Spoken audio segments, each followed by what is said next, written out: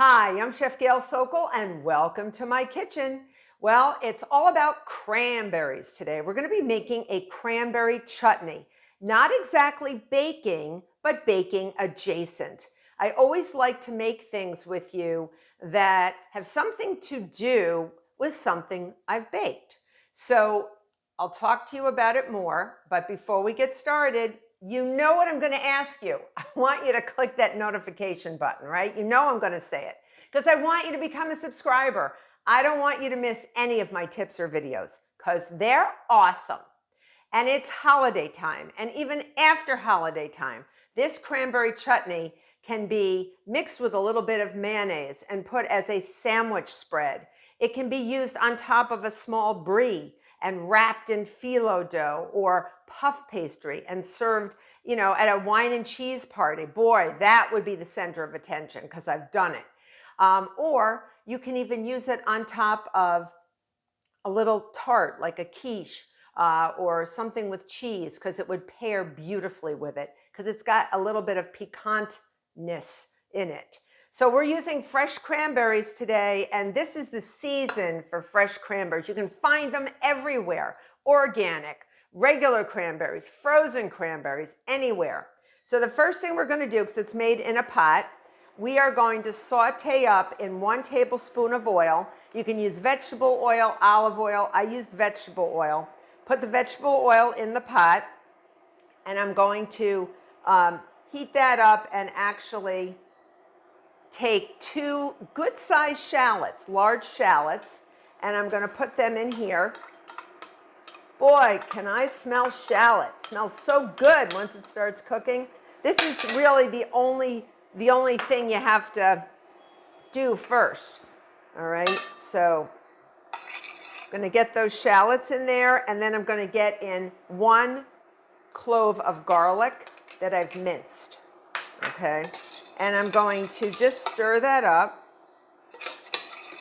So you can see it's just till it's softened. It's not softened yet. I'm just showing you what it looks like in the pan.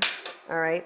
And then I'm going to put in a teaspoon of fresh ginger that I've peeled and finely chopped. You can grate it if you want. I actually like it peeled and chopped. I don't like it grated as much. So once this gets going, you may need goggles because cranberries, these beautiful fresh cranberries, pop. I mean, they explode, so you gotta be careful. So don't put your head over the pot, but they are so yummy once they explode and get that really sort of bright, they're a little sour, and you get some of the sweetness going that I'm going to add here. It's gonna be amazing. So I'm using a lot of different unusual things in here that you may not think to use. This could also be used for a Thanksgiving side for turkey, but I actually like it for like a side for even chicken, fish, or pork. It's really nice to put on top, almost like a relish on top. So once this has sort of gotten the harshness off the garlic and the shallots. All right, and it's a good amount of shallot, 2 big shallots if you can find them. If you don't love shallot, you can use onion. Shallots are a little milder to me. So now I'm going to add that 1 teaspoon of peeled, finely chopped ginger. All right. I'm going to add 2/3 cup of granulated sugar.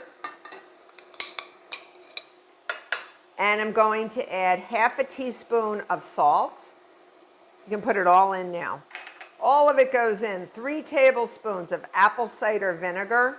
You can hear a little shh, right? The crowd goes wild. I love it. And then I'm going to add a little mustard. Whole mustard. Whole grain mustard. And this is a heaping teaspoon. So it's not going to be a huge amount, but it's going to give it such a little more piquantness. And then I'm going to mix this up first, and then I'm going to put my cranberries in, my poppers in. And this is a 12-ounce bag of Cranberries, you can use frozen. Do not thaw them. So this is what this gorgeous mess, this hot mess looks like. It's gorgeous. And once you mix everything together, I can smell it. I can smell the cranberries, not the cranberries, I can smell the shallots mixing with the mustard and the ginger, and it's all coming alive on the heat. This is like one of my favorite things to do. And what I'm going to do is I'm going to let this cook over medium to medium high heat for about 10 minutes. It's going to reduce. There's not a lot of liquid in it, as you can see. There's not a lot of liquid. It's just the vinegar, any juice from the cranberries, and you're going to get that sort of juiciness, but it's actually going to be thick and caramelized because of the sugar. So you're going to end up with this relishy chutney. Now be careful, because you're going to hear popping, and I don't want you to get upset if you hear the popping. So if you have to put a cover on it, you can, but you usually don't have to. So let it go medium to medium high for about 10 minutes. It's going to reduce a little. It's going to thicken a little. And when we come back, I'm going to show you what it looks like. So my cranberry chutney has been cooking and reducing. Look at that. For about 10 minutes, I'm going to pour it into my cooler bowl.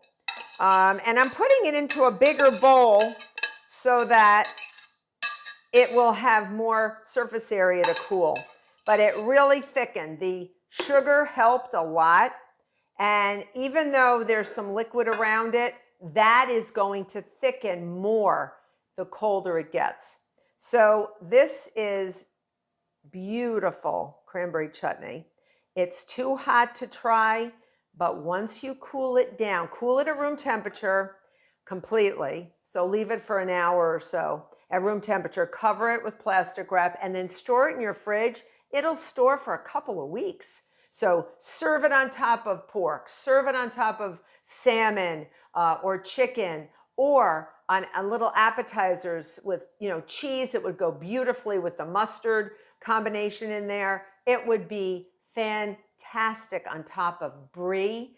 And you go to a party, a wine and cheese party or a New Year's Eve party, and you have this on top of brie wrapped in puff pastry or phyllo dough, you are going to be the hit of the party, baby. And look on my videos soon. Coming up, I'm going to have a way to use this for New Year's Eve or any really wonderful wine and cheese party or as an appetizer. So I hope you make this beautiful, yummy, piquant cranberry chutney, and I hope you become a subscriber. Till next time.